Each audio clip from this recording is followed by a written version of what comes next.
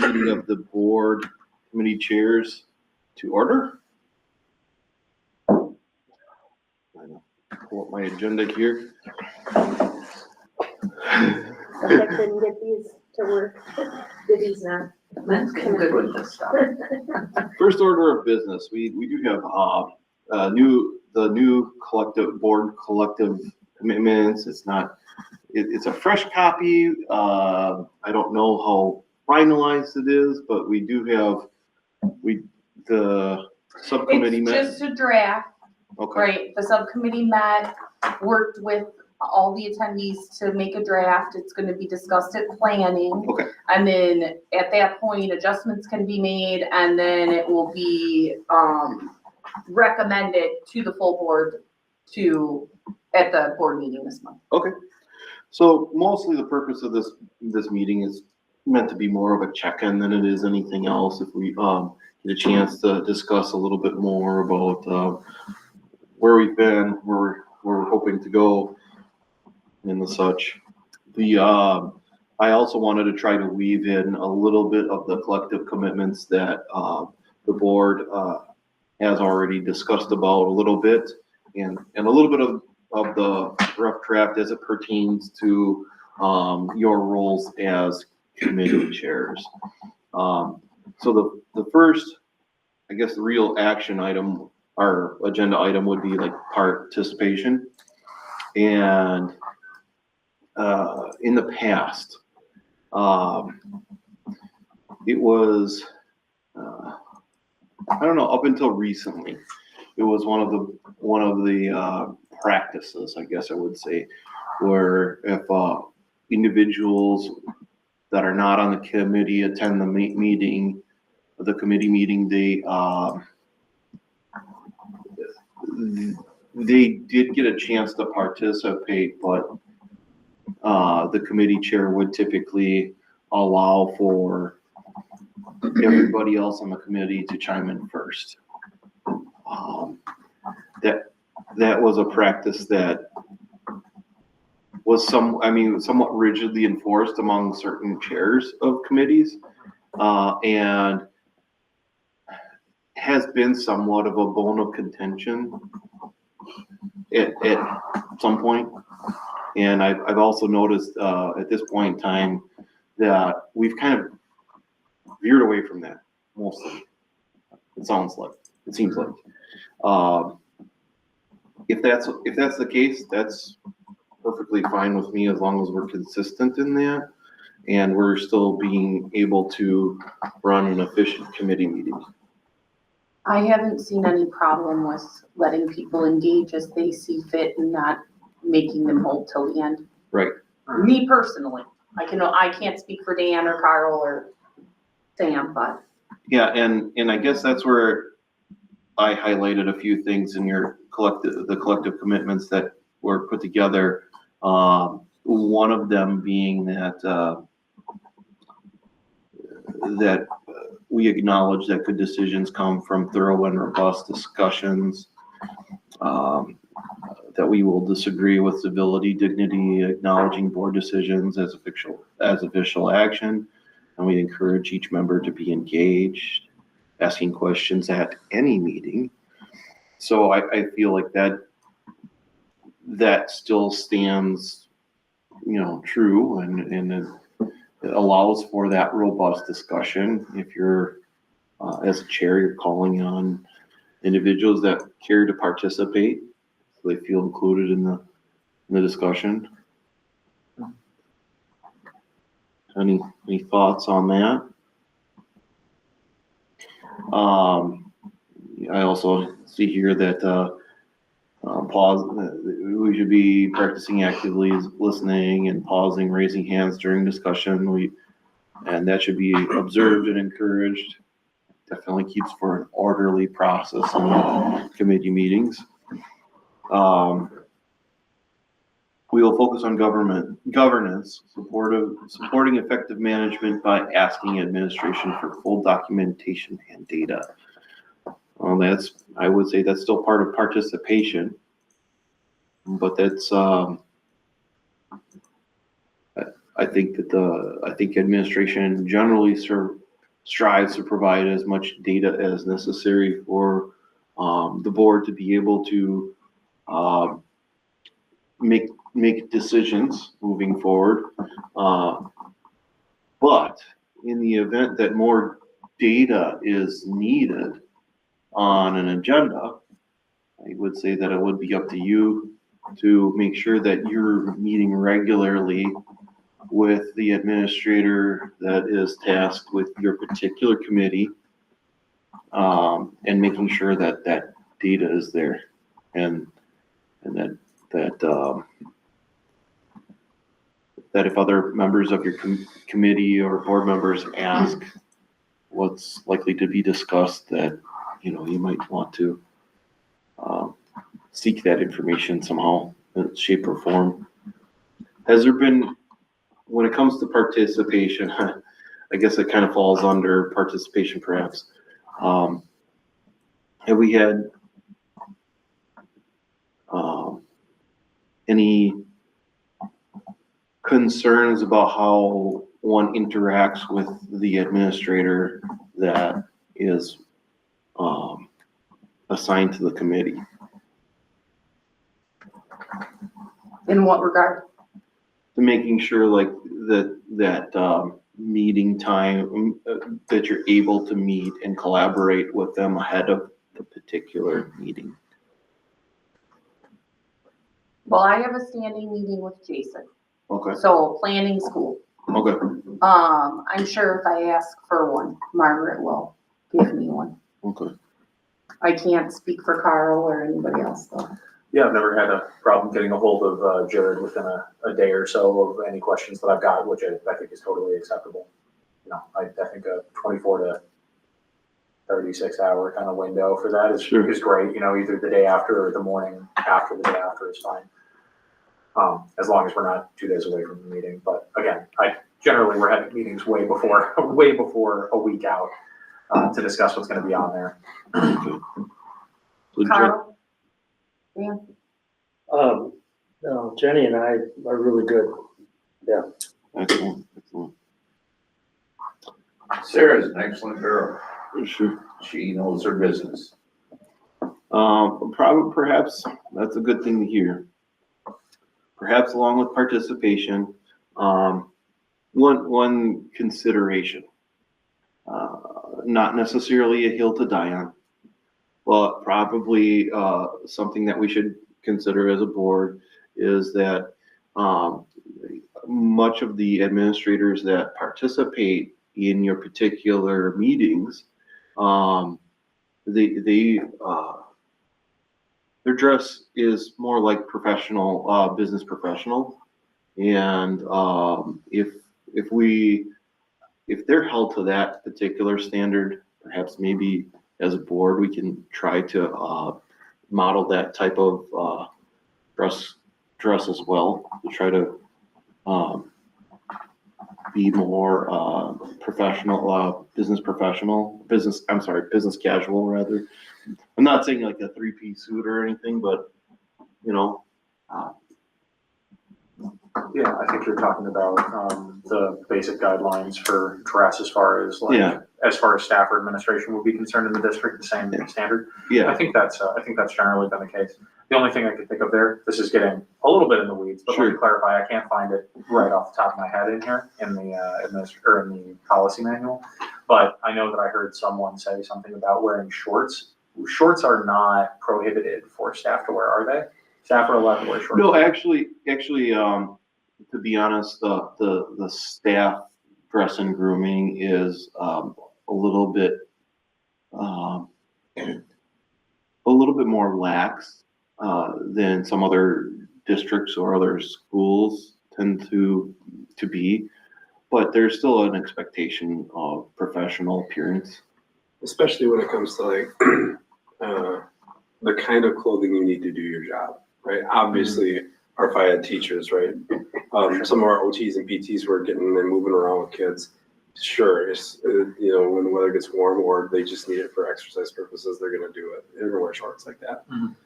But we've also said, make sure that there's shorts that, conform to professional look.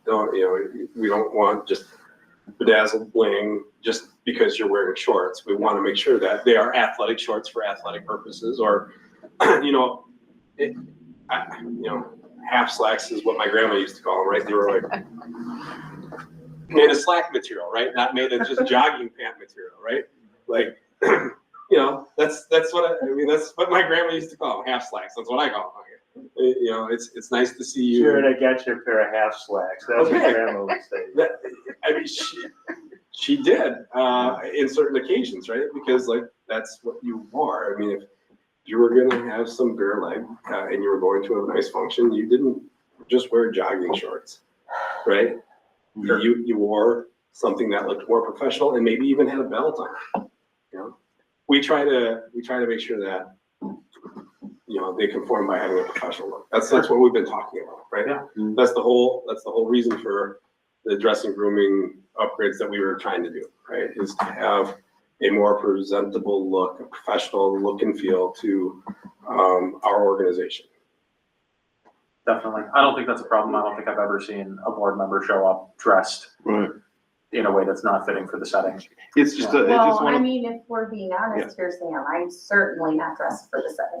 I don't know, I think. No, opinions because still- a business casual look is, I don't even think Dan would be dressed for the setting because he's wearing jeans and business casual is. Yeah, I'm not khakis wearing at the very shorts. least. It turned, well, I get it, like, committee meetings can seem a little bit more lax, and it's not like it's, like I said, it's not the hill to die on, but it's something to keep in the back of your mind that, like, you know, it's things that parents pick up on. I guess the difference is they're an employee of the district. You know, We are elected officials. There's a certain standard that the district has for administration in the building. sure. Me personally, it's not a hill I'm gonna die on. If everybody says yes, then I'm on board with it. But me personally, I am not in a role every day where I need to dress professionally. If that's the expectation of the board, I'll do that moving forward, but I personally don't. My opinion should not be any more or less valuable because I did not walk in here with business professional attire with staff members or And- administration I'm working with. 100% agree with you. So I'm good with however way it goes. I just. Yeah. I won't come in wearing, swim trunks. Go ahead, Julie. So I just want to make sure that under the previous conversation, though I'm not a member of this group. Sure. And just to clarify, for all the people who might be listening, I'm coming to these meetings even though I'm not a part, because I think it's very important that I get as deeply entrenched as quickly as possible. Mhm. So, to clarify, we're talking about business casual, I think, which is, business casual could be today what Dan is wearing. And I'll tell you why I think it's important. I think that we're being very closely watched. True, And yes. if we want to be treated as professionals and be a professional board, that it behooves us to elevate things maybe just a little bit. That's just my opinion, because I'm trying to be sensitive to what the expectation is for our ESC staff, as well as our teachers. I was in Douglas last week and I was in Schurz today. I thought the dress code amongst the staff was handled well, both places. School wasn't in session when I was at Douglas, was in session today when I was at Schurz. So I saw both things, but it would seem to me that reflecting at a minimum a business casual, which I'm looking at the policy we just passed, it says business casual is considered most appropriate. So, and that's the reason that I think that it's important that we Meet them hold where ourselves they're to a standard. Yeah. Not to make people uncomfortable. I don't think anybody should have to go buy a new wardrobe. You know, that's Business not what casual I'm is pretty easy to come by though. Yeah, business casual today is a lot of things. Yeah. It is, and it really depends on the market you're working in. For instance, we work with students every day, right? We work with children every day. And so business casual for us, maybe on Friday when they're having a football game, it's Spirit Day, right? You're gonna have on a Gosling sweater or sweatshirt or a t-shirt for the building that they have. They bought a t-shirt for each building each year, you know? And a nice pair of jeans, not the pair of jeans that you're gonna work on Saturday around the house in, but, you know, a nicer pair of jeans, Mhm. right? I think that that's totally acceptable under our dress code. I think it's fine for us to say that that is something that, conforms. I mean, and it works for our students. Please tell me what's the difference between nice and nicer? You know, we don't wanna see any of those dirt stains from the garden on your jeans, Carl. Why That's not? what we're talking about. It shows that I'm out there working. You know, I've got the pair of jeans that I have in my closet that are, these are for work only. And if I put them on and I'm not at work, I know I'm gonna make a mess of them, and I'm gonna have to go buy another pair of jeans for work because they look nicer. They just do. Thank you. Or he's gonna put them on and say, I have on my work jeans. I'm off for the day. I have on my work jeans. I'm not at home for the day. Well, Craig, Yes, sir. I'm willing to live with whatever we decide. Yeah, Sure. It doesn't matter to me. So- Sure, no, I'm just throwing it out there because I don't know where else it would fall, and where else to have that, like, you know, just keep in the back of your mind type of thing, that, you know, Well, since you have the board commitments there, maybe you should put a little note, cause it's not on the, and then we can bring it up in planning to add that as a board commitment that we will present ourselves business professional, business casual. Business casual, yeah. If you get business professional, then you're talking ties and yeah. We don't want none. nobody wants that. No. Maybe a little clip-on ties. Very good. I worked under those conditions for I years. would use the language that's in the professional staff dress code. I wouldn't even necessarily say business casual. I think there's another statement in there that says something about, we will attend meeting, we could say something like, we will attend meetings clean and presentable for the work that is, that's in front of us, or something like that. I can't remember exactly how it's pulled up. I would have to go back to that. But Yeah. All I right, do agree with your thoughts. My there. clothes are dirty, Very it's good. always swell. all right. Was there any other thoughts about participation that anybody had? Whether it be, for instance, I think what else would fall under that would be, the, what is it, public input participation? Maybe this would fall under it, please direct me if it Sure. doesn't, but, I'd like to discuss possibly moving ed services to the evening so I can participate in those meetings. Yeah, 7:30 is honestly pretty inconvenient time for people who have work schedules, because then, sure, it's good for the first hour, but if you're gonna have a more in-depth discussion, like we're probably gonna have tomorrow, you start getting into the 10:30, 11 o'clock area, that's getting really tight. I think that, and also if you're taking into account people having schedules within the district, it might be a little bit better, I think, for people to be attending, you know, after school gets out for the day. Go ahead, Jared. So my understanding is the rationale for keeping ed services right around the school day. Yeah. Is because that we oftentimes have many teachers who come and present and talk about things in their classroom or in their program or whatever. And having them during their workday is important for us to do. And so if we start at 7:30, they're mostly on their workday by then, right? And we can try to get them done and back to their classrooms or their buildings, you know, and we try to put them on as quickly as we can in the schedule, but we do try to help them cover classroom if we need to. Mhm. Then we can get into their workday. Otherwise, we're gonna have to ask them to attend a meeting after hours. And we can do that, but then that would most likely be paying them to come back because it's not part of their contract day. Don't we, sorry, go ahead.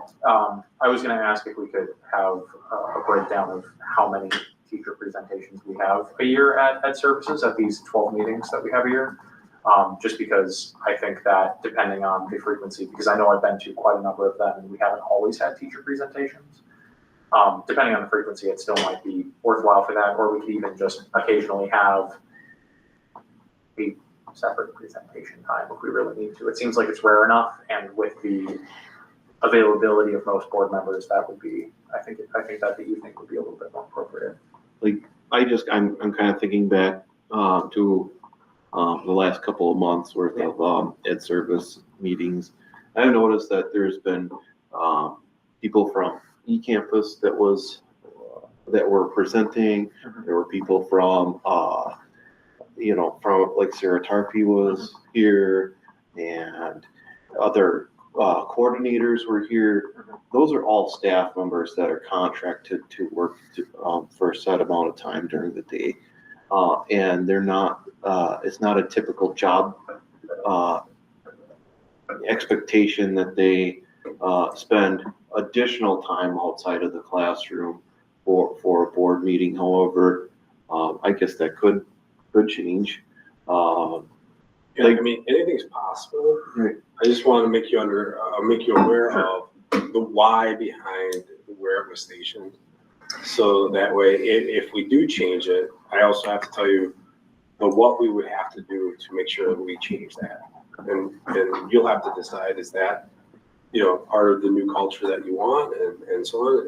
And I'm okay listening and hearing whatever it is you want. I'm just here to give you information. Go ahead. Okay, so we currently have staff members come to many other meetings than just ed services, correct? Like, there's been a number of presentations I've seen since monitoring the school board where staff members have come and just showed LEAP or, Sometimes that they ask if they can come to like a regularly scheduled board meeting. But I don't know how many that come to like policy or fiscal. but if in their line of work they needed to, we would, as a district, reach out to them to say, policy needs some information on such and such. Are you able to meet this meeting time? They're not doing it for free, correct? I'm hoping anyways. They're not volunteering their time to come and present to They us. have been lately, but that's also because we try not to ask very often, and when we do, right, we simply say, hey, this is coming up at the board meeting, we'd like for you to come and present. Mhm. Most of the time, if they're there, they'd like ask to be there, but we're also at a different time than like historically. If union negotiations turn around, right, they could certainly say, hey, we want to make an issue of this and want to address the pay situation for that, right? They could do work action. This is not part of our normally contracted day, right? They can still attempt those things right now, but they're going to run into a wall really quickly when you say, hey, you're supposed to be here anyway. Because they know the final arbiter is you right now. Right? And so, I'm just telling you historically how it has gotten here and things that were considered. Also telling you things to think about, right? And you decide what culture we want. But I also know that if things do change, right? And if they don't like what we've asked, they certainly can look at that very differently if things change. I don't know that they will. I'm just trying to say, here's things to think about when you make your decision. I do think that, the participation that you're likely to get better participation from staff during the day, during school hours, with ed services being during the day. Now, I guess I could also see an argument where does it have to be at 7:30? Can it be at 8 o'clock? Well, that makes the problem even worse because now you're cutting farther into, You're having to cover the buildings Yeah. more. And, like there's pros and cons to everything that you're deciding. And again, this is what I always tell you guys. If you're making the decision that best supports the district, right, then you won't make a wrong decision. It's just having to talk about why we're doing it this way new, right? I want you to think about everything before it's not just as easy as let's move a meeting. There were other reasons why they had the meeting where they did. I want you to be aware of them, so that way, if you do decide to move the meeting, I can help you communicate the why behind that to the staff and say, here's the things, all that they thought about, and here's why they're moving it. Those are good questions to have, and I think perhaps maybe more of a strategic discussion at the board level or surrounding that topic might be appropriate. Also keeping in mind in the backdrop the strong possibility of the formation of a new standing committee. Like if there were on, let's say, a curriculum review committee, think about when those times may also be had. Would it make also the same? Would it also make the same sense to have it during the day, where you have access to staff members that teach those particular courses? So I think that's a good enough discussion on that, unless anybody has any closing thoughts. I do have one more closing thought. I don't want anybody leaving here thinking that we don't and haven't called meetings outside of the day, right? Because a lot of times when we do curriculum review processes, right, we bring people in over the summer or in the evening or what have you. I'm just wanting you guys to know and understand, again, think about what it is you want, so that when you choose that, we have a good reason or rationale. And it's not just, I just want to move meetings so I can attend, right? Because I mean, I think that's a good reason for somebody that's supposed to be representing their constituents I understand. personally. I understand, but also know that decision may come at the opportunity to have others not attend, right? And they'll say, I don't know why that's the case, because now I feel like I can't attend, right? And will it get you as a board in total what you're looking for? And it might.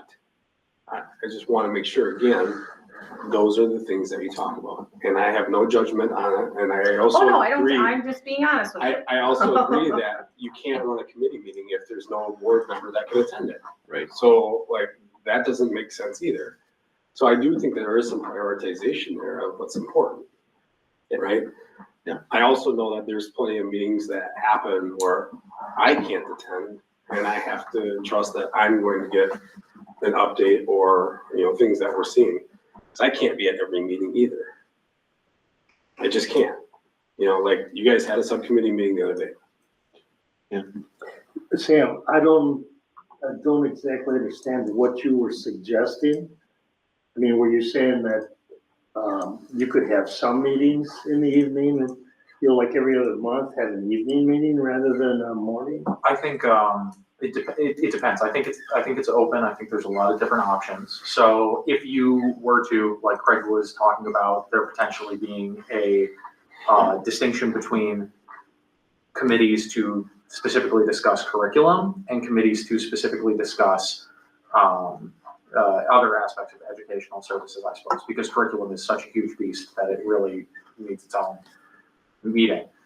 So you could have those take place at different times, potentially. That might not be the best distinguisher for morning and evening meetings, but something along that line, certainly. I think overall, though, when people are contracted for the job of teaching or being in the schools, being here until potentially noon is cutting them out of most of their workday, and it's cutting any board members who do have jobs that they attend during the week out of most of their workday at that point as well. So there's something to be considered there. I totally hear where you're coming from, though, and this is the reason that in the past it's not something that I've totally brought up, but if it's being brought up by other members of the board, I do think that there's something to it.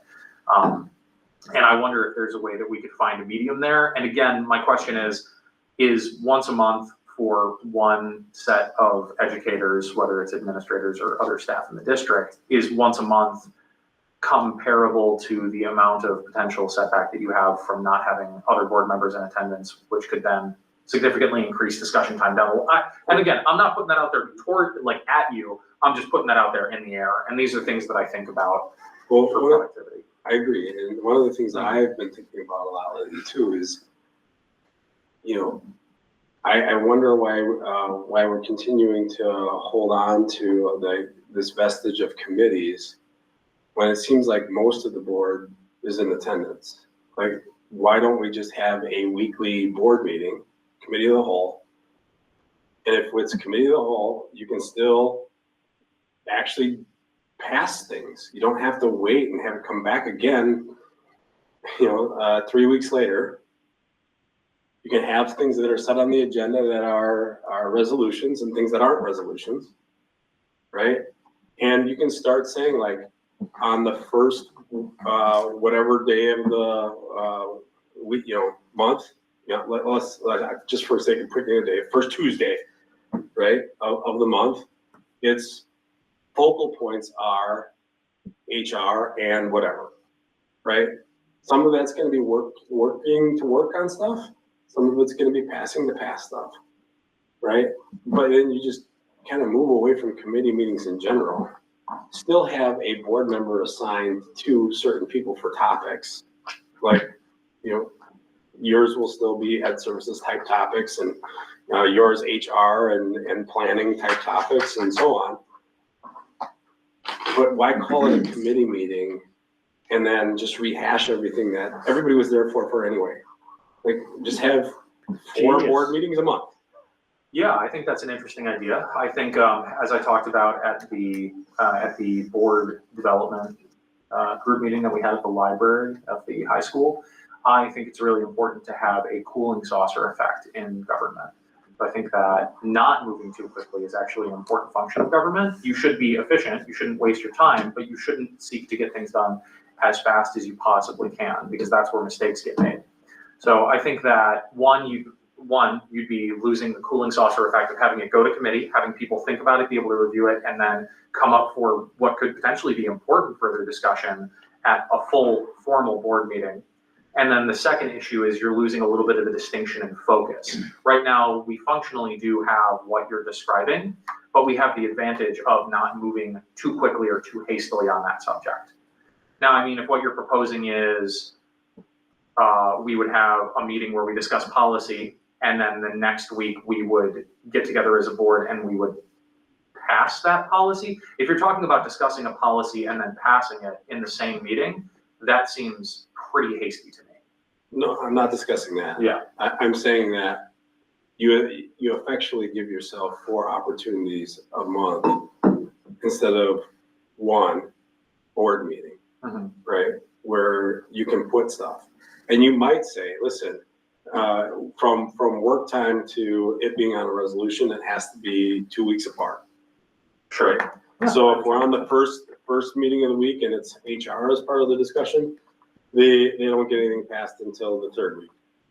Yeah, but like I said, that seems to degrade a lot. I just want you guys to think of, like, if you're thinking of other meetings or other structures, the world's at our fingertips, and we're doing a lot of other things where we're having to put in and try to find dates for meetings that weren't on our traditional cycle. And that's all. That's the only reason I brought it up. Like, we can continue doing this, but sometimes it seems like it's hard to find a date. One thing I like about the committee structure is, and I've always felt this way, is that there are individuals that are taking up the mantle of the board's business in those particular committees. There's a chair of that committee, and then there are 3 other individuals that are expected to be there on a regularly scheduled time period, at a regularly scheduled time. And, though I may like to attend those meetings, it's nice that I don't feel like the burden of being obligated to be there for that particular meeting. I do so that I'm informed, and other board members find value in doing that too. I do because I tend to, if it's something particularly of interest, I do like to participate, and other board members do as well. I guess I would say you know, if there is a concern about productivity, board productivity because of that structure, I'd like to hear it. But I don't know that there is a particular, flaw in the productivity of the board at this point. But, you know, I'd be open to hearing what, or seeing what other structures may look like. But at this point in time, it's hard to wrap my mind around yet. Julie? For Jared, are there other school districts that have gone to the kind of structure where the board meets as a committee of the whole primarily? It tends to be when, like, we're ripe for the conditions. What I mean by that is, it tends to be in a place where there's a lot of commitment from other people. And usually it happens when there's a board that is kind of newer on itself, right? Where you don't tend to see that where they have like a very traditional structure and maybe people who've been on the board for 10, 12, 13 years, right? And they've understood like the workings and the discussion points, and they can easily jump on some minutes and ask a couple of questions and they're right back into the ballpark, right? You don't tend to see those kind of school districts wanting to change up to a committee of the whole more often. It's more of a, you know, a situation like this where, you know, we've got newer board members. Not everybody understands like as much as some of those other kinds of boards where things are, and it takes more than asking a question or two and putting it into sequence. Well, see, I see it as the opposite, that because we have been a board that's been in such flux since almost a year now of this kind of flux, that it's more important that we have the ability to do the deep dive into these issues and really, you know, get the information that we need and then bring them back to the whole board. To me, that just seems like it protects us more right now as we get our feet under us. You know, yeah, I would also say that it's interesting how observing the board prior to me being on it and that first year of my involvement on the board, I saw the agenda go from something like what we see tonight for this particular committee meeting to what we see now, which is it could easily become a 4 or 5 hour meeting for the regular board meeting. And but I also noticed that because discussions are as robust and deep into the committee level, I noticed that the regular board member meeting goes way more efficiently. You know, because people's concerns are being heard and addressed. Mhm. And to your point, I think that's part of the reason that we've added in the opportunity for people to come and do public input during committee meetings, because we're spending more time diving into fewer topics. Regardless of how many people are there, we're diving into fewer topics per committee, and that's the real use of the committee, is you have more time to discuss and think about it. The concern of a committee of the whole is that you have more topics per session and you have more people per session. It's okay to have more people or more topics, but you can't have both. That's when it starts to balloon out if you really want to have that in-depth discussion. Whereas changing time, which may or may not be a good idea, I can understand the perspective of let's move it. I can understand why we might want to keep it at the same place.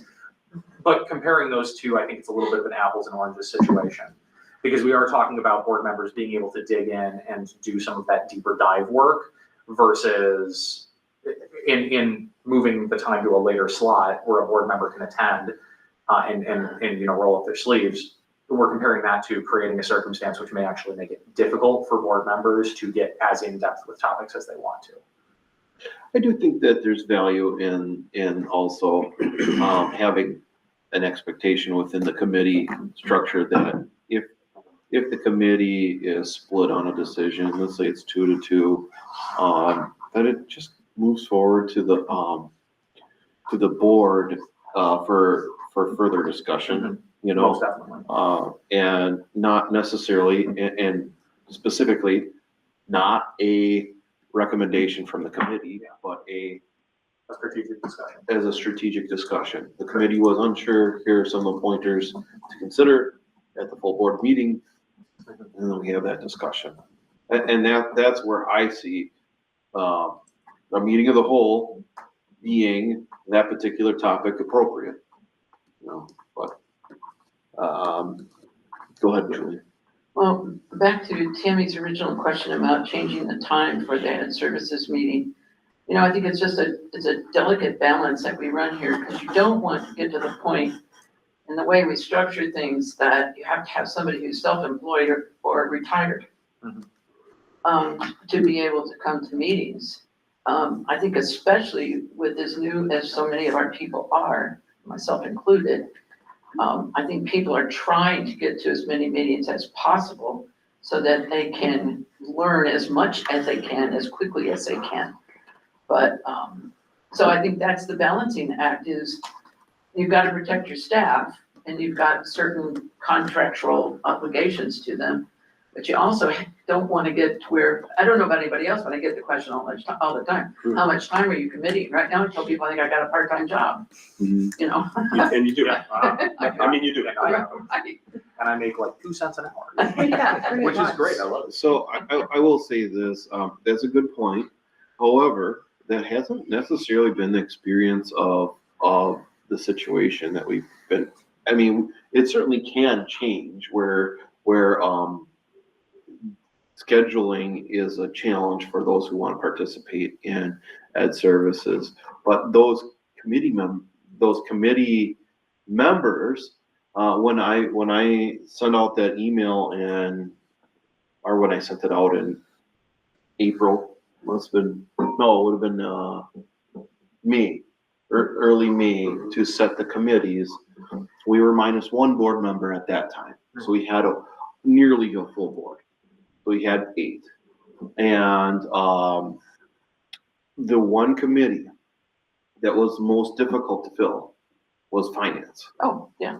It was not ed services.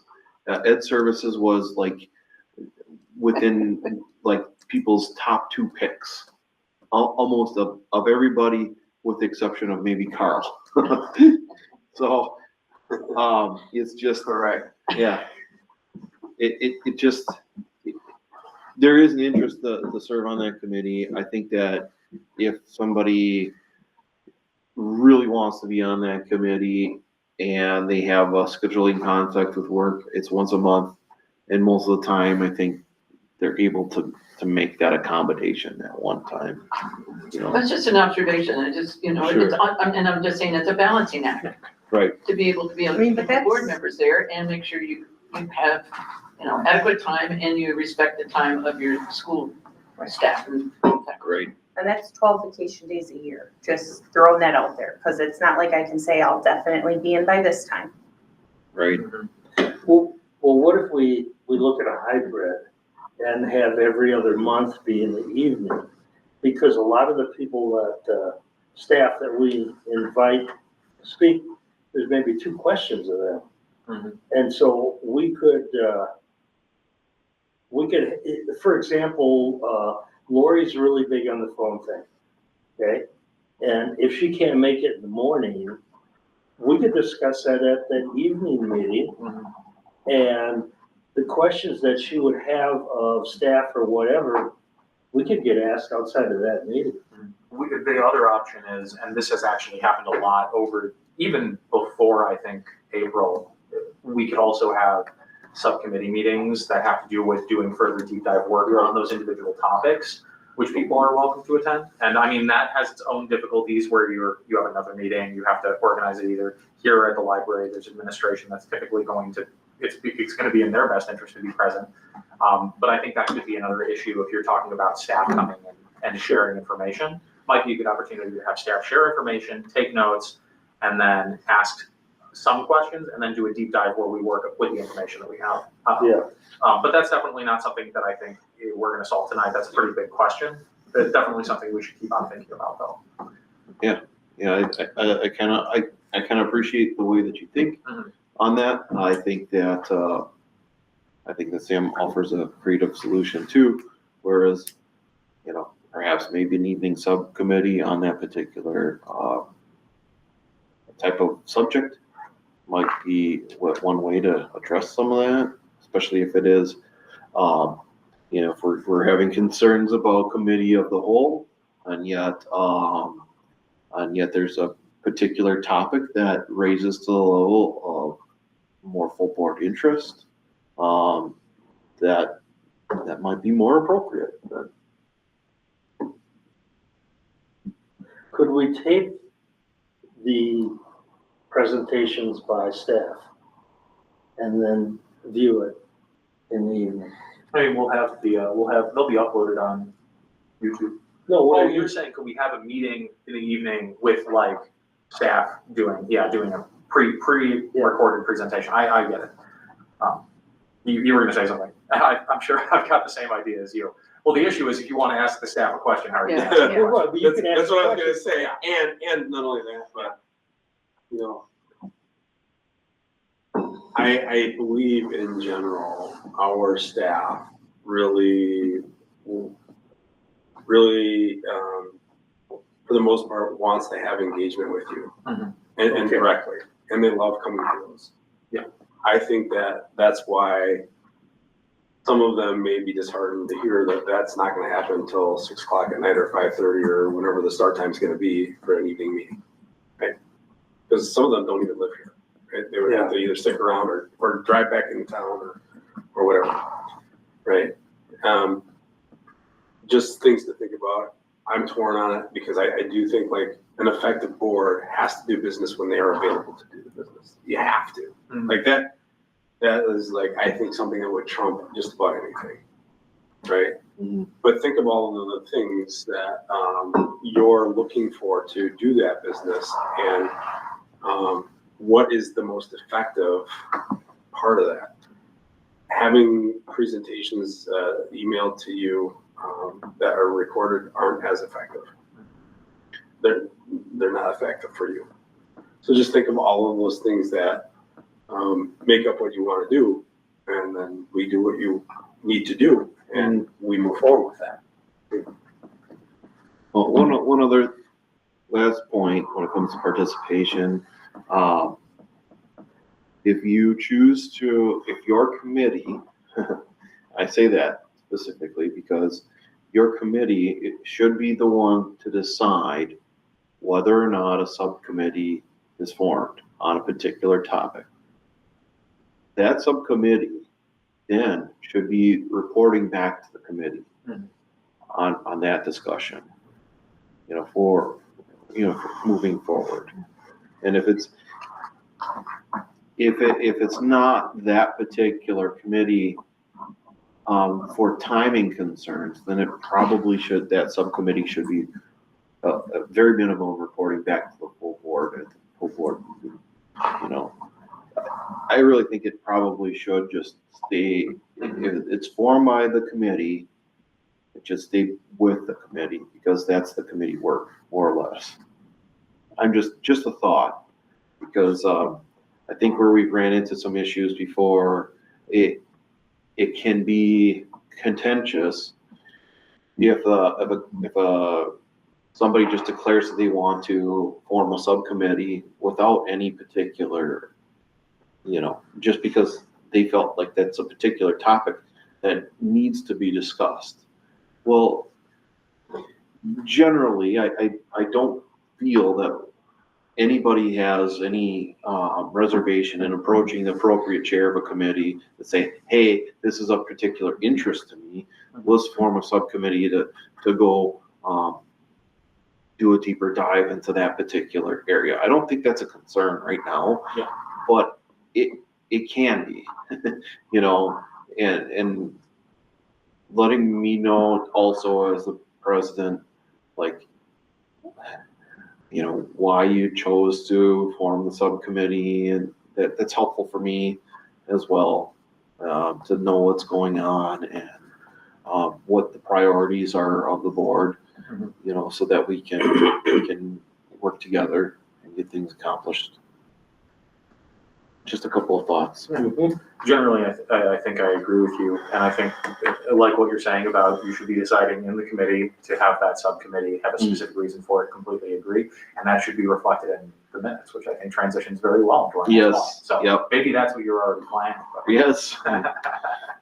All right, I think that's it for participation, if I'm not mistaken. All right, moving on to minutes. It's not a bad thing, and in fact, it probably would probably make whoever's recording minutes, give them a little bit easier time and knowing exactly what you intend, is if you even vocalize, hey, please record this in the minutes, that this is my concern. You might want to make a record of this. Mhm. If you vocalize that, there's a good chance that ends up in the minutes. For instance, there was an instance recently where a board member mentioned that there was a concern about a particular topic and about data, okay? And the way it was recorded, but doesn't end up in the minutes. But yet there was more than one board member that had particular concern about that. So, moving forward, hey, this is a particular concern of mine. It has been in the past. Can you please record that this is my concern in the minutes about this? And then at least it's recorded there and. So if I can understand, I think what you're saying is this. You're talking about an individual's concern versus the way a committee may have gone. Is that what you're saying? Like, cause there may be like, you know, one person on the committee who feels very, very strongly, but a lot of times that was part of the conversation. We, you know, like, especially administratively, we look at that as, that was conversation, right? And yes, you brought that up, right? Yes, you talked about that. But the rest of the committee didn't say, yes, we feel the same way, and we're directing, you know, administration, or we're directing this board member to do that. Sure. You know, and that's where a lot of times, like in the collective commitments around the past, around participation, as well as minutes, we talked a lot about like making sure that if there are action items, right, whether it's a board member who's supposed to do that action or the administration who's supposed to do that action, right, to make sure that we clearly write the action down, right?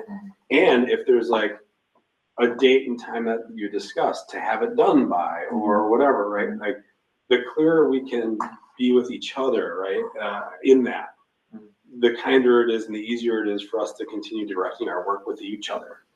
And so I know that there have been some times in the past where I've had a board member say to me like, hey, well, why didn't this happen? And I'm like, well, you know, I didn't see that the rest of the committee wanted that to happen, and it certainly wasn't an action item. And in the past, we've said if there's not an action item or it's not taken down in the minutes, pretty much didn't happen. It was just a lot of discussion, right? And that's the way that we have been interacting. That happened to be about another board member not following through on what a chair of the committee had said the direction was supposed to be. And I said, well, there was nothing in the minutes that directed that board member to do that, right? And it wasn't captured by, I said, I remember the conversation, but you know, I don't see anything captured in our minutes around that depth of the communication or an action for that board member to do that and bring it back to this. And so I know you're frustrated, but we're gonna have to have the conversation again. We're gonna have to make sure that it gets directed this time and that, you know, we work to follow through on that. But other than that, like, the only other person I can talk to about that is the board president and say, hey, listen, there seems to be some, discussion between a chair and another member on that committee and something that didn't happen. Will you please try to work that out, right? That's about all I can do. Yeah, so minutes and action items on our agenda probably go hand in hand. They Right. always seem to. Yes, I appreciate you saying that. Action items, especially if you're unclear as a committee member, speak up when the time comes for action items. Yeah, if you don't hear the thing that you want, say something about it. If board chairs, and I always do this, and generally speaking, I think this is what I see the rest of the board do anyways, but I always try to make sure if I hear someone ask for something or advocate for it, I always say to the other people on the committee, would you guys like to move forward with this? I try to get everyone else's feedback before I say anything on policy, because I'd rather have my thought be the last one on the matter, I suppose. In the sense of, I want to read the room and see where everyone else is at first. But again, I think that's what I've seen over the past 3 or 4 months. I haven't seen too much issue with that. Action items, when you're dealing with a really full agenda, as we know, action items can get, and minutes more so, can get a little bit dicey because you're really trying to capture all of the details. But again, I honestly think, like Lynn, I've seen some of the minutes that you've published recently, and I think they're pretty good. I think they're really to the point, and they're really trying to capture the essence of the actions that were made more, and the things that were done, not so much every single thing that was said. But again, that's what it comes down to, is the difference between making a comment and making a sort of informal motion to have some sort of movement of the committee. I think this is an area that has definitely improved with the board over time. Yes. And that's because we keep bringing it up as saying, like, if we can hold each other to that commitment, right? Yeah. It will get better. And you guys will be happier with each other because of the work getting done, and you'll be happier with the administration. And administration will be happier with you because we'll have clear direction, right? And so I think it just behooves us to remind each other that, like, capturing those action items is essential, right? For making sure that basically it's just a review of the conversation before we leave here tonight. Let's capture what we said we were going to do for next time. Right? Yeah. It's good. I like your comment as well about specific day or time that you're looking for it to be done by. That's huge. That's Right, great. right. As clear as we can be with each other, right? There can always be this, like, thank you for setting that timeline and date, right? And I know, like, the first thing will happen is, a administrator or some administrators may come to me and go like, boy, that's a pretty aggressive timeline or ambitious. And I'll say, okay, well, let's try to meet it, and let's meet it with as much thrust as we can. And, let's explain, if we didn't meet the mark, why, right? And that's the best we can do, right? But it's not, well, I'm sorry you can't fit that in. We'll just let it go, because I can't hold up your guys' ability to make decisions and move things through either. I also know that you guys recognize we all have a lot of things that we're working on. Like, there's no lack of work, that's for sure, in trying to keep us moving forward. there's been a recent example of this too, where a decision was made and it ended up in the action items, and even a date was given when it was going to be discussed again. I appreciate that, because now it gives some direction on what the expectation was, that the intention was to revisit this to make sure that it was working according to what the board feels is appropriate. Yeah. So, without specifics on it. So I want to be clear on this. If I, as a chair, don't say, could you put that in the minutes? You, as another board member, could say, could you have that put in the minutes? Is that? I think I would start with the action items. I think that's where I'd say, even if you're not on the committee, maybe you're a board member that's reminding the committee, hey, you mentioned this in discussion. Should that be an action item? And then if it's in the action item, we know for sure it's getting recorded in the minutes. I If there's do- something you're gonna do with it. I do find value sometimes in saying, yeah, I'd like this recorded in the minutes, if you, perhaps maybe if you're dissenting voice. I mean, above all, you guys are elected officials, Yeah. right? And you run on platforms, Mhm. but you're only one of 9. And you still want to be able to tell your constituents, like, listen, when that topic came up, I told them, put in the minutes, this is how I feel about it, right? They didn't go that way, but that's what I said. Because you'll want that record to be able to go back to your constituents about it, right? And say, here's how I wanted on that topic. And yeah, I didn't win, but that's what I want. Yeah. Right, and that's why I'm saying, like, there is a difference between what you wanted individually to happen and what the committee settled on. Sometimes you may want to have that noted in the minutes for you, for whatever reason. It may be for that reason or many others. Maybe there was a parent that, you said, like, I want you to know I'm going to advocate for you or whatever, right? And you want to show that you advocated for them, but the board went in a different direction. Whatever it is, sometimes you want that in the minutes. So if you're not seeing it, right, and you don't see it in the draft that comes for approval, even at the board meeting, say, I'd like to remove these minutes from the consent agenda because I'd like to make sure that this gets added in. This is how I felt. There can be some discussion, and then there can be a motion to change that or not change that. But there's different times where you have the ability to do that. Is all I'm saying. Yeah, most definitely. Any other questions or concerns about action items or the minutes? No? All right. Duration, this pertains to duration of committee meetings. Generally feel that, we should try to keep our meetings to under 2 hours.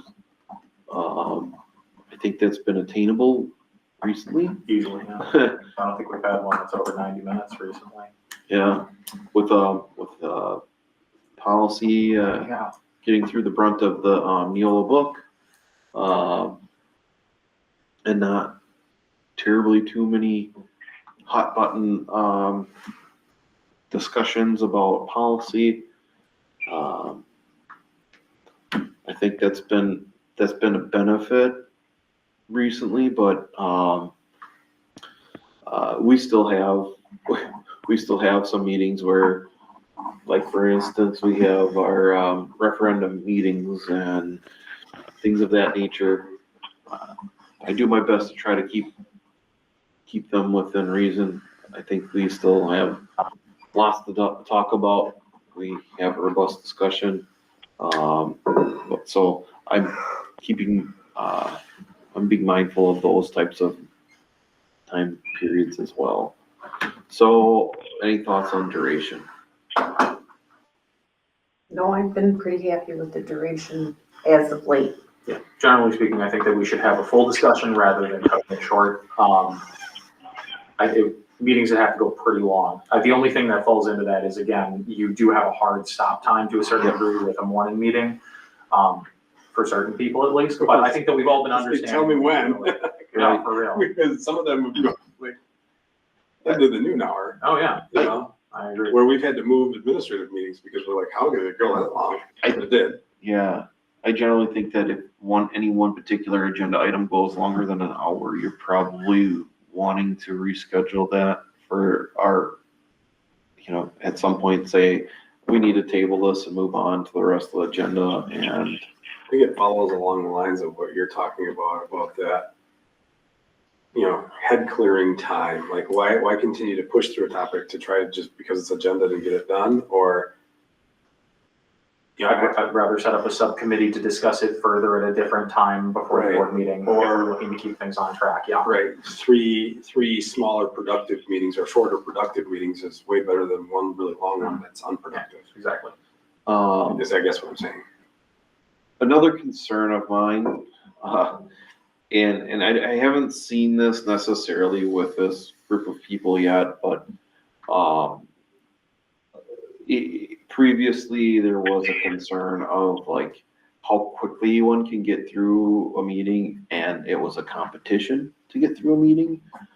That sends the wrong message to the public, I think, that you generally want to just rush through things and get done. And, so perhaps if your meetings are lasting less than 30 minutes or so, you might want to rethink how you're putting together an agenda, because there's plenty of things to talk about, plenty of things to work on, you know, within that time period that would be beneficial to the district. I mean, half an hour just seems like, why did you even call a meeting?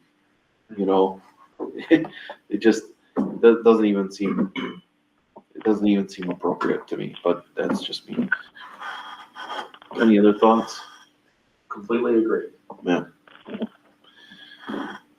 You know, and if it ever did come to that where you felt like your agenda was so shy of subject material, It's better just wait till next month. wait till next month, or just say, hey, can we just add this to the regular monthly board meeting really quick? And we'll just have like, we'll spend 20 minutes discussing this and then done. The only thing that really has to go through a committee first is policy.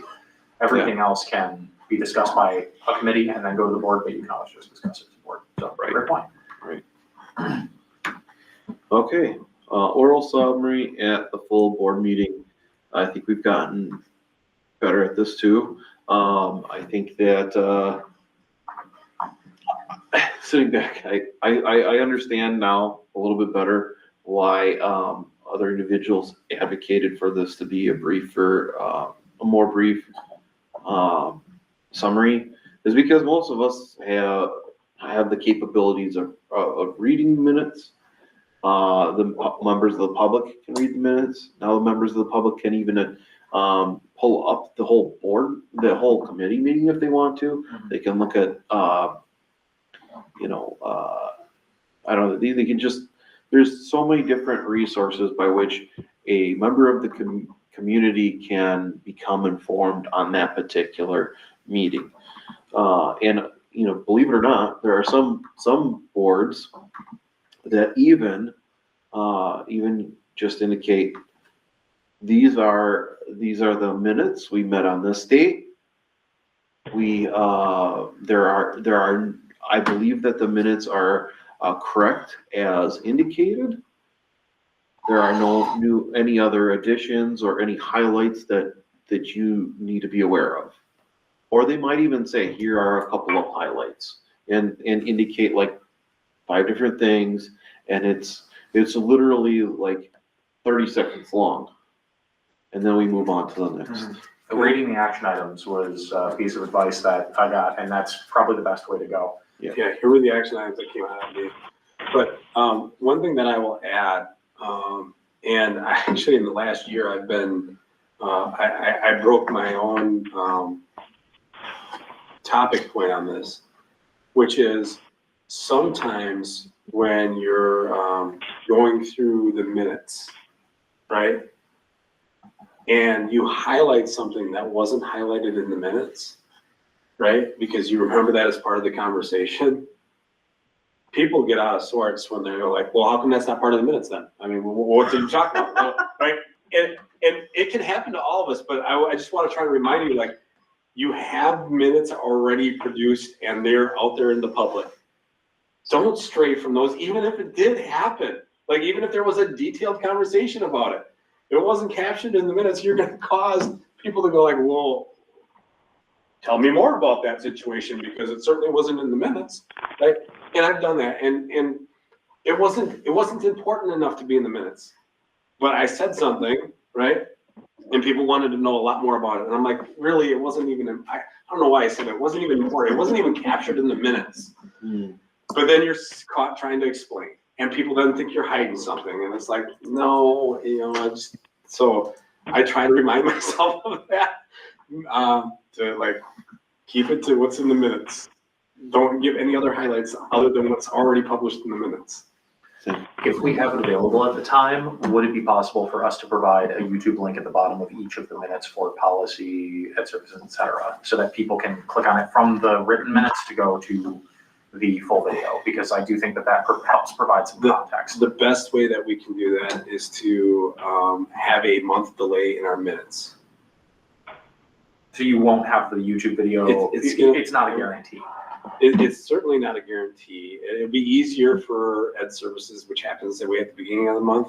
But for fiscal, you got a couple, a 1 day turnaround on those minutes. Yeah. Pretty much, Absolutely. right? And so like, I just, it's either we do it for all of them or like I wouldn't do it. And if you want to do it for all of them, that's fine. Just delay the minutes by a month.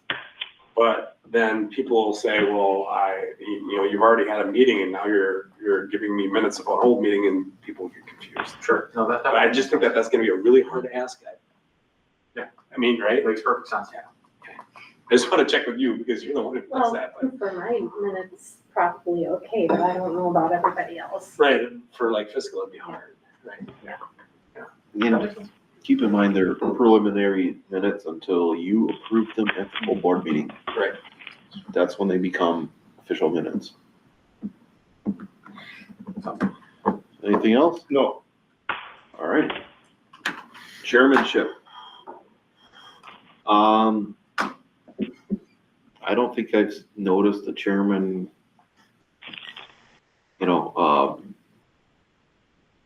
being inappropriate in any particular way.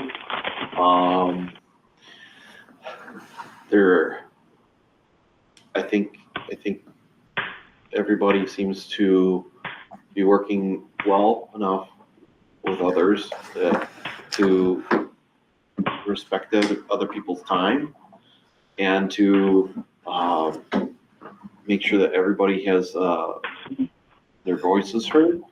If they want to, if they're showing up to the committee meeting and they want to participate, the committee chairs all seem to acknowledge that commitment of time and respect that individual's ability to participate in that meeting. I don't know, is there any thoughts that people have on chairmanship at this point? Or any questions? No, I mean, we should all be very attentive. We should all be checking our emails at least once a day. If someone asks you about adding a piece of content to your agenda, you not checking your email for the day might be the difference between getting that on there or not getting that on there. And that's not necessarily the end of the world, but it's something to be cognizant of. That's definitely something I'm trying to do as a board member in general. So checking, and you don't have to write like a big flowery email either. If someone says, hey, I'd like to see this, or hey, can we add this thing? I've got this attachment. We should be including the relevant administrator, and as the chair saying, yes, I agree, let's do that, is enough to put that on there. And that's what I try to do pretty routinely if I get an email about it. I'd add one more thing to your statement. Yeah. Please also include the superintendent. Yeah. I mean, I understand working with the relevant chair, but I want to remind you guys, like, the way the system's set up, right, is that they will immediately, if not sooner, contact me and say, hey, I had this conversation with the board member who's part of this committee, and they'll want to talk through those things with me, right? And sometimes, that doesn't come through until a couple days later or whatever. And then we get a short end of trying to produce what you wanted before the meeting comes, because it was like maybe 3 days before the agenda, right? And trying to get everything produced and put into the meeting is there. So my job is to help direct their work, right? I'm the one who directs their work. And if you're having some issues with having communication or whatever, and you think that I can help, I would love to help with that. But the more I'm involved in understanding and knowing what's happening at each committee level, right? Not only that, but then I can have some discussions too with chair, it's gonna be board leadership, which is these two gentlemen here right now.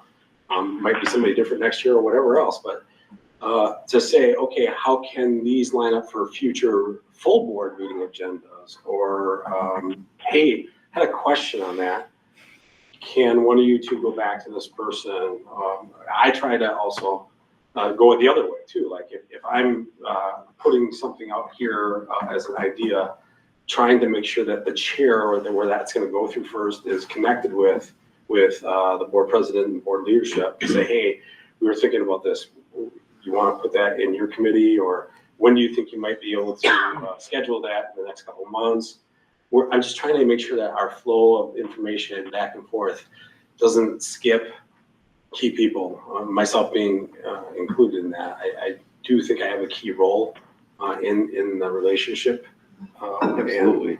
And I want to make sure that I can help and address those with you guys, however it is. Yeah, so But a lot of that communication sometimes happens without my knowledge, and I go like, oh. and I think. the Until reason Monday that morning, I happens- hear it.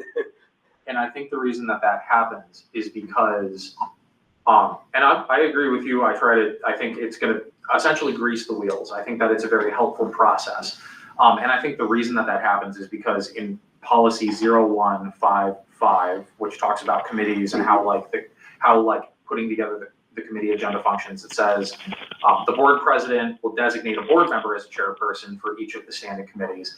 And that committee chairperson will be the presiding officer and collaborate with the administration lead for the committee in setting meeting agendas and in reporting to the board on meeting proceedings. Then it goes on to say, subject to any more specific directive of the board, the superintendent shall either personally serve as or designate another staff member to serve as an administrative liaison to each standing committee. So my understanding, and I could be wrong about that, is that the idea of the administrator who sits in, say, Sarah for fiscal or Jenny for ed services, is that liaison for the superintendent. Now, I have no problem, like I said, I have no problem. For me, it's easy because you're the administrator, but I have no problem including you. Would you say that there's a different role there? Because I think that the way that people have seen it is like that administrator is in charge of collaborating with the chairperson. Right, I know that is that is the person. Yeah. Right, but for instance, the other day I walked in with Tammy and Jason, they were meeting, right? Yeah. Clearly they were talking about planning. But it was just like, it was nice to be there, and they actually both had asked questions about, some of the like agenda topics or future agenda topics. And when that happens, when I just happenstance walked in on that one, right? It just seems like it flows easier and better, because then I'm not waiting for Jason to either contact me and say, here's what's on the next planning meeting agenda. I worked with Tammy, here's some of the stuff. And then I have these questions, or he'll do that on the next Monday when we have central office, right? Because we have central office every Monday morning. Yeah.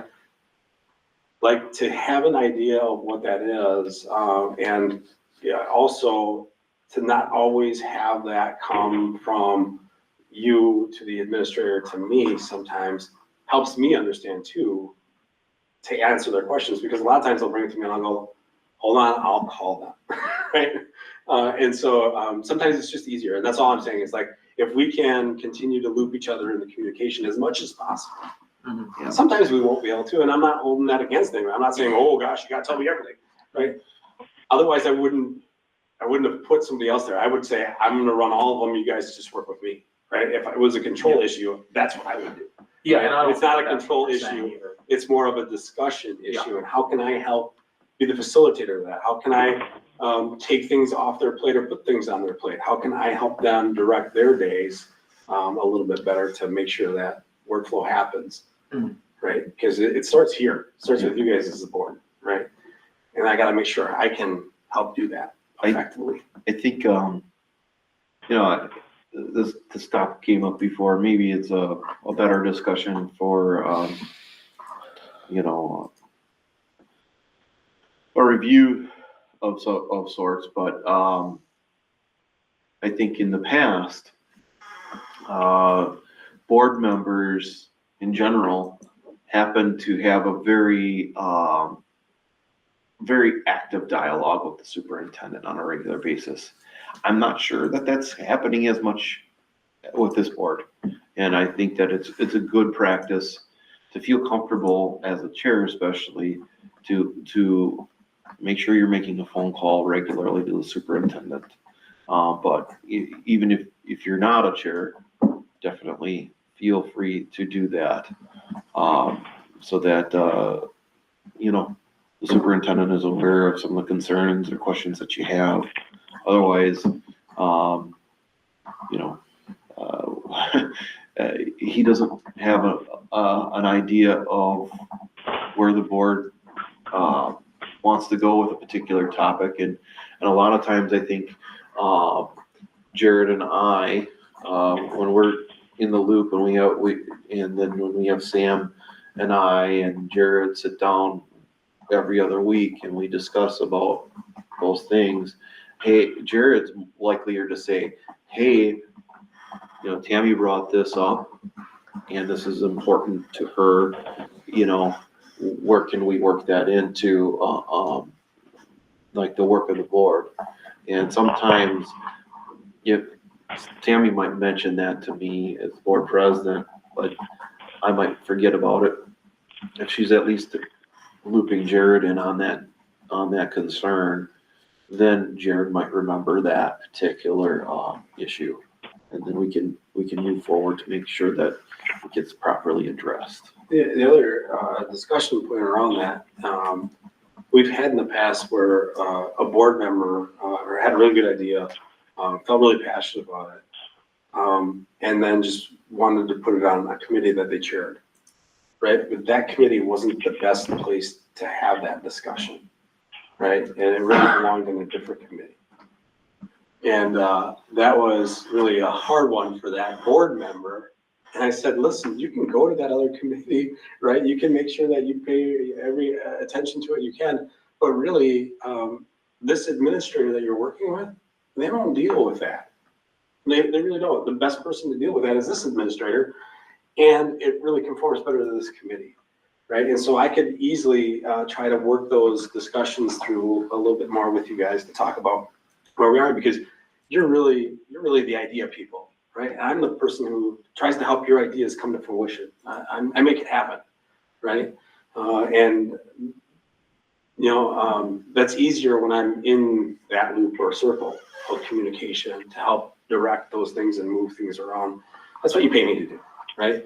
And I'm happy to do that for you. And I just want to do it with as much efficiency as possible, and have those kind of conversations with you. And I have gotten some feedback too, that says, hey, I've asked for this information, I've asked for that, and I didn't get any responses, right? And so I also want to, if that's happening too, I want to know so I can shorten that window or have the conversations that need to happen so that you guys get that back. And especially if you think it's me that's holding that up, right? I need to know that too. But there have been some instances where people have felt like I'm not getting responses from the person I'm supposed to be talking to or asking about or whatever. I need those discussion points too, right? To be, because none of our administrators want to fall short of that either. They don't. So if there were, in addition to an agenda, Lynn has to let the public know 24 hours ahead, right? Is that At least, yeah, 24 hours is an emergency. Okay. That's the cutoff point. Yes. Yeah, well, because we meet at 7:30 on Tuesday morning. Does that mean 7:30 on Monday morning? You know what I mean? It's, Yep. if somebody asks. Before 7:30 on Monday morning, not Exactly. at 7:30. Yeah. Before 4:00 on Friday. Right. Okay, that's, and see, I've gotten some requests late on Friday Yes. or Saturday or whatever. Yeah. And it's just not gonna happen. You're right. Okay. Probably. Well, I mean, for Lynn, that might be a stretch, but I mean, we should definitely be checking our emails every day. We should be able to respond to that as board members on a Friday. If it's coming in on a Saturday, yeah, you're really out of luck. You can throw it on there, and if Lynn gets in on time to see it, that's awesome, but I definitely agree. That goes with notices being posted and agendas being posted. I think that we're doing pretty good on that, getting those out at least like And we're- 5 business days ahead of time. And we're getting away from like layering revisions in too. And I will tell you, there's nothing that frustrates the public more than when they think something's posted to talk about, and they get a revision, and either that's been removed or added to or changed. And so we tried not to make as many revisions as possible. But of course, if we have to make a revision to suit the needs of the board, we will. But just want you to think about those things too and how they can be perceived out there. Along those lines, if you think that it's at all something that the committee might find value in discussing, you can put it on the agenda. If the time doesn't allow for that, you can always postpone it or table that discussion, you know? But the more you're able to be proactive with setting that agenda, you know, I think everybody, the better things will be. But, yeah, I think once, if there are, supporting artifacts or materials that you need to add before, the meeting, I don't think that's as much of a concern as long as that particular topic is agenda. Any other questions surrounding chairmanship? All right. Which brings us to action items, which I don't really know if there's any specific action items aside from, I think we mentioned, What was there or was there not an action item to have a discussion at Ed Services about possibly switching the time? Or did we just talk through that? I would like to see that discussion happen. I think it would be worthwhile to have some further analysis of what we're looking at as far as bringing in staff members versus like what it means to have board members come in. I think that this is something that would really intersect for a lot of people. I've heard a lot of people talk about this across the board, how they would like to see Ed Services happen in a meeting, in an evening meeting. I'd prefer it not to be a discussion at Ed Services about moving the Ed Services time. Yeah, I mean, maybe. I will not be able to participate, so maybe we could do it at like the Well, at a monthly board board meeting or something meeting, like at like a strategic discussion or That's a something. good idea. That does make sense. That makes sense. For pointing that out. Just saying, guys. That really makes sense. okay, so I'm hearing an action item for strategic discussion about the Ed Services Committee time. Yeah, and maybe we should add a second action item to the policy, to bring that policy that you brought up for us to update it to say, you know, to CC the super. Oh, yeah, the Just- policy 0155. We can, and I don't, Well, I just think the if reason I that's- didn't put out like there are other policies, right, that confirm like my role in the organization and discussion and all those things. Right, but Jared, okay, so But I I don't agree with I am the bad actor. I have a problem not including Jared on the emails. That's But not Jared, it is.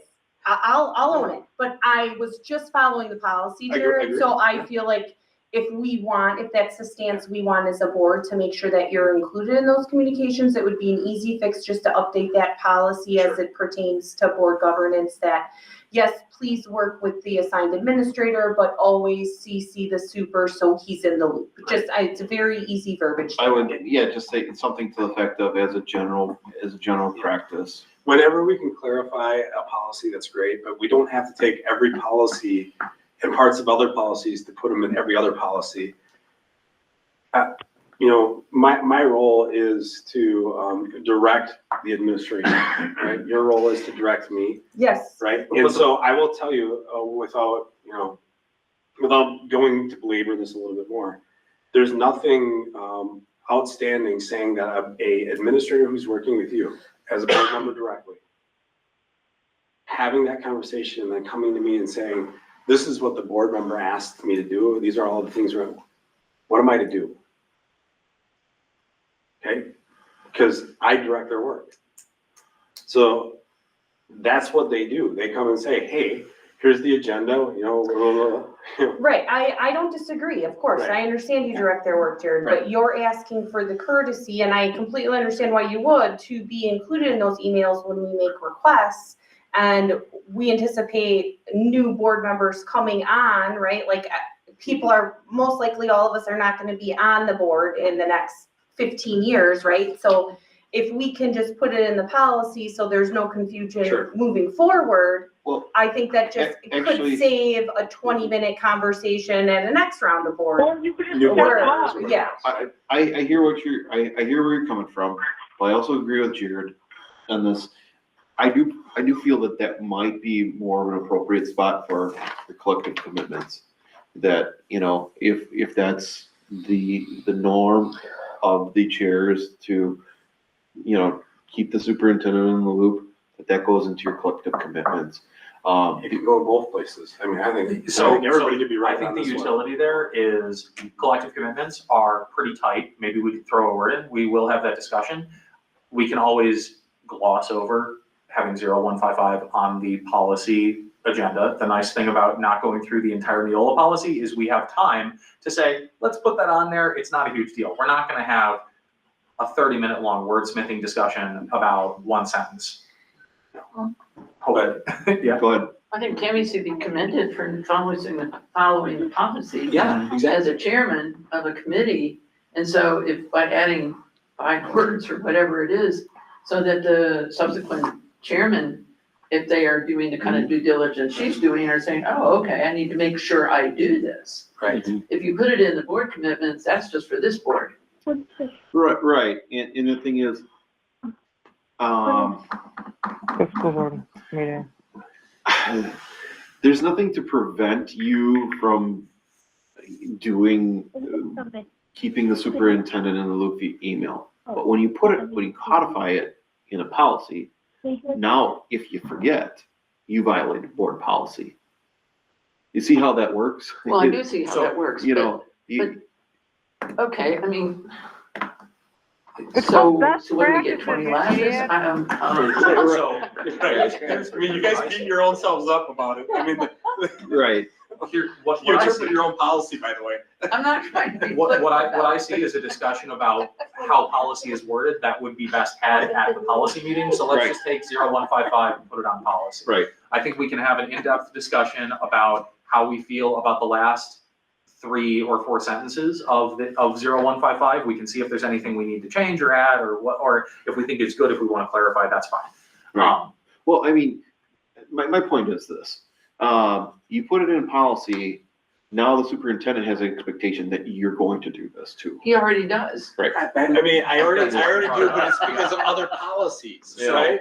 It's Right. because of other policies that outline different rules that we have. Yeah. That's why. And I'm like, we can codify it again in this policy, that's fine.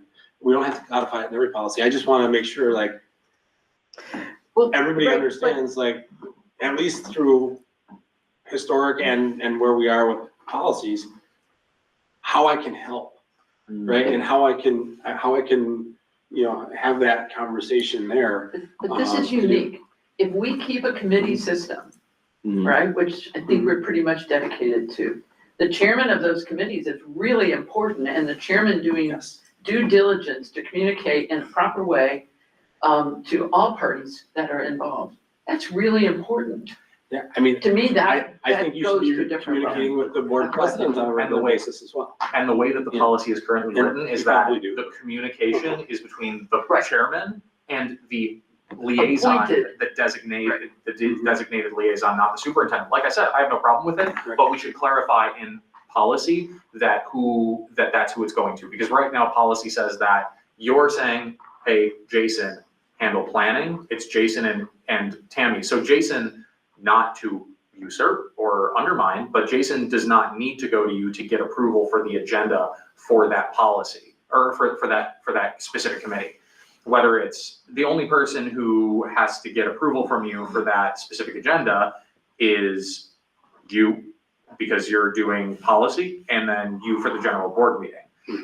And so again, I don't have a problem with how it's worded, but we should have that discussion as a committee and then as a board, whether or not we want to alter that and specify that, because otherwise board members don't have an obligation to include you. So I think it's easier to just give them clear language, because it's not about hold people to a standard so they can get slapped on the back of the hand. It's about give people clear indication of how they're supposed to conduct themselves. So as a board, if we decide, hey, let's make sure we include Jared, we'll leave it at that. If we don't, then there isn't an obligation, but at least then people understand that. Well, and clearly there's never an obligation. Like, you owe me nothing, I owe you everything. Right? That's how Unless we this relationship specify that the works. superintendent should be kept in communication there. I mean, but even then, you don't owe me, right? You owe it to each other and to the ownership of that policy that I mean, I want you to remember, I still am the employee. I don't sit equally with you here in this meeting. Yeah. I'm the employee. You tell me what to do. I will make sure it happens. I'm just telling you, other policies say, right, that my job is to direct their work, right? And they will come to me when they think, like, there's other things that I need to know about here's what I'm working on right now. A board member asked me to put this in. I don't know how I'm gonna fit this in. How can I work? Then I get to be the intermediary. I go either to you as the chair, or I go to the board president and say, hey, need you to help me work this through. We gotta figure out how this is gonna happen, because they don't sit as an equal with you there, right, in that meeting, right? But they also know that you don't direct their work, I do, and I'm there to help them. So it does Is that true? specify, and again, I'm just going off the policy, which is why I want to have that. Hold on. We, So I let's have the appreciate- discussion at policy, Right, right? exactly. Yes, let's do that. because 0155. we're getting into Action policy item. discussion. That's what I'm Right. advocating for. But if we're gonna talk about it now, we're gonna talk about it I now. mean, we're talking about chairmanship. I Yeah. think the part of the discussion is completely appropriate about chairmanship. I think it's fine, but if we want to get into all of that, it's best to talk about the words and have some Right. clear language. Right, okay. Any other thoughts? Yeah, I want to second Joanne's motion to establish a lashing committee. I like that idea. So you can lash each other? And Lynn added with wet noodles, so. Yeah. The problem is people take things way too serious when they watch these meetings. Okay, so action item, I guess the other action item was more or less we potentially approach the planning committee with, or recommend to the planning committee a, board commitments regarding business casual attire. Put that on the Planning. planning agenda as a note, that goes along with that. I guess maybe if we bring it over from the minutes here. Okay. And, aside from that, were there any other action items that I missed? Yeah, I got a problem. Uh-oh. Let's hear What it. is casual attire? Business. Business I- casual, sorry. Is this casual attire? Well, That's not business casual. Well, is it supposed to be business casual? Not right now. No, right now we have. No, no right now, policy. it's. Well, okay, we're talking about, Where is it? I mean, like, I probably shouldn't ask the question, but I'm like, where? Are you bringing this up because we've made changes to the staff and student and we think maybe we should hold the board, or is there feedback? Yeah, I mean, Like, well, I mean, I've heard concerns among the board as well. And we've heard concerns among the public, that if we're holding, students to a high, standard of, professional dress, more or less, and our staff to that level, that, perhaps maybe it makes sense that we model that too. define me, what is casual attire? See the Business polo shirt casual. that Craig has on, or Yeah. the shirt that Yeah, Dan and Sam have on? I don't know what Jared's got, Collar. I can't say collar. Collars, Or- buttons typically of some sort, Polo pants, shirts work. I don't go shorts are on not with this. allowed. I feel good with a t-shirt on, I and don't, that's it. I don't know that I would And I hold will, someone to a and standard now of I'm gonna wear a wearing t-shirt every a time I come collared to a shirt. meeting. Yeah, I mean, I wear collared shirts typically, although during the winter time I will often just wear a sweater. And I love to think- wear sweatshirts. Yeah, I don't know that I would hold someone to that personally. I mean, if it's that much of a thing, maybe we have a more in-depth discussion about it, but we're I gonna think talk we about it at should. planning. I think we should. Are you at planning? I can't remember if you're on planning. No, I'm not on planning, Yeah, but I I always do attend the planning meeting. Well, yeah, let's talk about it at planning. Bye. 5 o'clock? 5 o'clock. 5 o'clock that day. Wednesday. Wednesday at I'll 5. be there at 5. Food. Not the first I got- discussion. No, I don't know. We'll talk about that. Well, Lynn needs to know, cause she's gotta order. Yeah, things. give me some food. I'll shout out. But I gotta, this sorted, yeah. Okay, let's, adjourn. Yeah, I guess, we got 7:11. If there's no other further comment regarding the last agenda item, our next meeting date is tentatively Wednesday, May 20th, 2026. That's a good idea. Call this meeting, we stand adjourned. Can I ask a question about? Before you leave, Sam, I Good gotta night, Sam. talk to you a minute.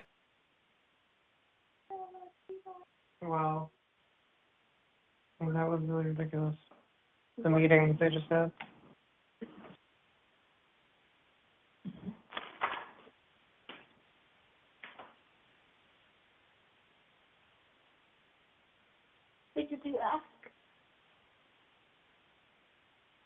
I did ask if he could bring Fritos, and I also